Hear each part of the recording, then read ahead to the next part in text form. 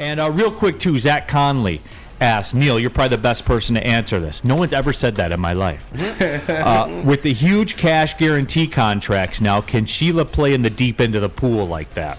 And just because I just wanted to answer that question for you, Zach. And what he's asking about is big-time franchises and these mega guarantees and signing bonuses that they do. Sometimes ownership is limited. Because how many, you can be rich. If you're a billionaire, it's still to write a $120 million signing bonus. That's still a chunk of money, man. Quick math. Yeah, 10% of your billions. You know what I'm saying? Like, and you do have to be able to have that ability because that's the way things have been skirted. What do you got, Spenny? It's just a little bit of breaking news from your second favorite Big Ten college.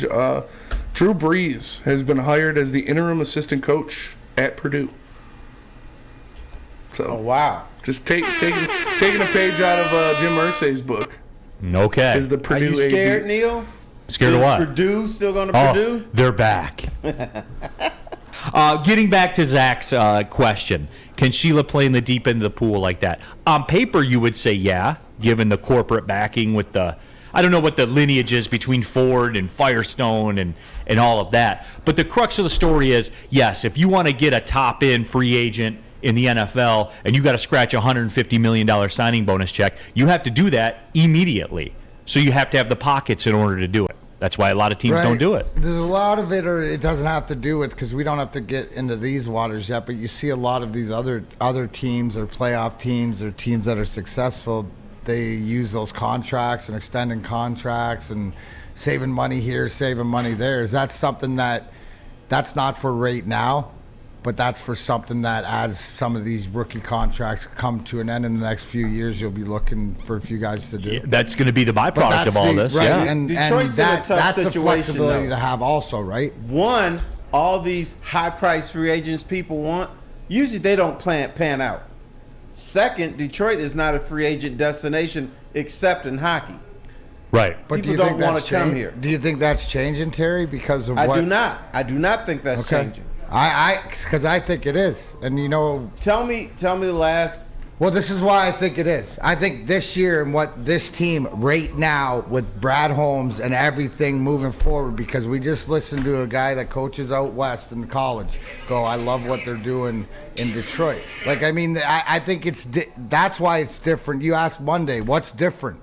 I think that's different too, because I think maybe to your point, it's not a destination, but people are looking at it as, oh, wait, what about this Detroit thing? We never looked to go on vacation there before, but I think now with what they're building. I mean, do you legitimately think that you have a shot at a free agent that you would want to go get? And I'm going to use Roquan Smith for an example, right?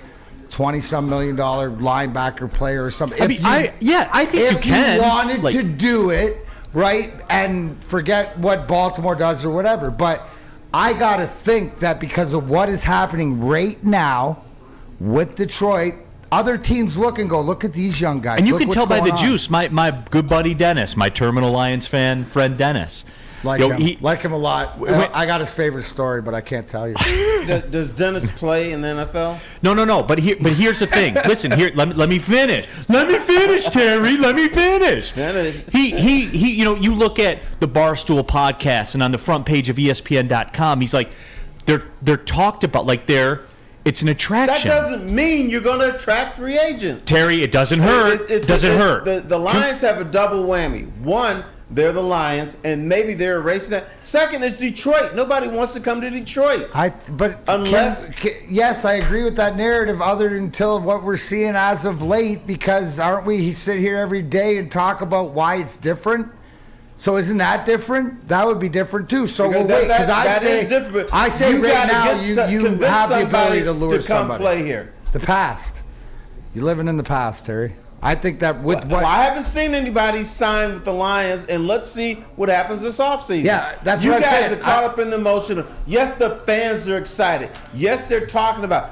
line. That doesn't mean a player is going to say, No, but I'm coming going to by Detroit Neil instead of saying that Miami or nationally, San Francisco everything I or see, LA. nationally, everything I see is the Lions right now. Terry, are they sexy right now nationally? Are they sexy right now this They're minute? sexy Okay, in the that's it. media's eyes. That doesn't mean they're sexy with players. And the other thing you guys are missing, no one wants to come to Detroit, damn it. Forget the Lions. See, the NFL's See, I different, think Terry. that- No, it's that's- not. No, yes, it is. The NFL All right. is about the dollar. It's about the but dollar. No, it's about the dollar. When somebody doesn't want, when you think you're worth something, and other teams say no, we're not paying you that. Then those guys could end up in Detroit. Tell me about all the free agents that have come here to Detroit. Any team, I just they think don't that, do it, except for the Red Wings. I think that there's some. Well, I think that's what you didn't. What we saw sort of with the Red Wings this year. Did they not get NHL players that they signed them for whatever it was? I think as a player, former player, if I'm playing in the league right now and I'm a free agent coming up, I'm looking at Detroit. Just because of what they're building, depending on what my position. I'm just talking from a player because it's different than before. Mike G says, Terry, that Detroit narrative is an old bit, and you have Okay, things change tell quickly. me all the free agents who signed with any team. And you know what? I do want to tell you this too, T-Foss, because I know you're going to do this. It's going to be next July. You're going to run this bit. I'm just going to go ahead and cut you off right now, and then we can circle I back. will. Okay, and you are going to do this. Not June, but in July. Right. After free agency, as we get going into cap, and we'll probably run this as a topic at the time, and T-Foss will say, see, I told you so. as it sits. You will, but now you can't, because I told you so. But as it sits next year, Lions about 25.5-ish million in cap space, which is not a staggering sum. Okay. Can't do a ton with that. Now, there are moves they could make. It's 2 years, right? I'm talking about for next season. Like, there are some moves they could bump that number up to 50 if, Michael Brocker. You send Michael Brocker's pack in, that puts you at 35.5. For sure happening. Romeo Aquara, you could put another 7 on that. Probably put you at happening. 42. You can get 50-ish range. But T-Foss, I'm telling you, in 2024, they got their quarterback signed. They got the whole offensive line signed. Every single rookie that you all love, and they got 125 million and in they've cap added space. 2 first rounders. Yes. Hopefully playing, right? With the picks that they have, should you not, with what Brad Holmes has shown you, how he can pick guys That's that his can free play, agency. That's that you- his free agency. Yes, and the other things should be set. Terry, to your point, you are correct as far as what has happened in the past. You look at like last year, what they do. They re-signed guys, right? But I think because it's all setting up. So you also have to have the money to do it. And I think you're right too, Terry, because how many times in the past maybe the character of a person doesn't fit in with, it's not about winning. And the Lions shut people out because of this character. Right, that's crap. what I'm saying Right. too. But to your point, They got to Neil, come the off money's of that. there. But here's what I don't want you to do. If they sign Poopsie McGillicuddy in July for a Neil-friendly contract, don't say, I told you they could sign free agents. No, we're talking about high-end guys. Okay. We're Don't talking come about back that with guy. me. We're talking about bringing in that guy to be the difference. Yeah, don't come back with me. Hey, they signed Grasshopper Smith. Claiborne Hooper Phillips. They signed Slam to Flannel. Terry's point, DJ Chark at 1 year, $10 million doesn't count, right? No, It and does. people in the Nobody wanted chat, him. people in the chat are saying that they did, but They- at a number, at a number, there were can't get- conditions not on at the it. level that the winning teams are doing Yeah. it to the. He wasn't but sought they're after. building the. No. DJ Chark couldn't walk into an NFL front office and say, I want $20 million. Right.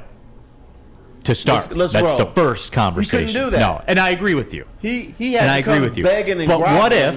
what if the draft is Brad Holmes' free agency? That what is if, his Terry? free agency. Well, then there you go. It's So a I don't young- want to hear. I don't want to hear it from people like you coming up in the off season. People like him. Yeah, people like you. I don't want to hear it when they say, "Oh, well, the one piece that Brad Holmes can't do is go sign free agents." Doesn't need to. No, I'm going to be a total ass next year. I'm gonna say, oh, Neil, they signed another injured player. What's wrong with your boy Brad? He's not getting it Do you done. not think that it's different as far as that if they continue to build and up to that point, players see what's going on here. They watch Hard Knocks. Like that, Dan Campbell's a coach. You're in a team with the assistant coaches and the coordinators and stuff like this that are former players. That's appealing. Right. Chuck Brewer says, Zach, she can't go over the cap. Rules are rules. The question is, would the Tigers spend? But, Chuck, see, here's where it comes into play with the free agency. They want the biggest signing bonus that they can get because that money is guaranteed. So you have to have the ability to cut that check on the spot. You know, that's where it's different. The one thing that, you know, I never really asked you, and I know that like we're going to the break, but it's like if there was guaranteed money like in the other sports and football, how would that change the game?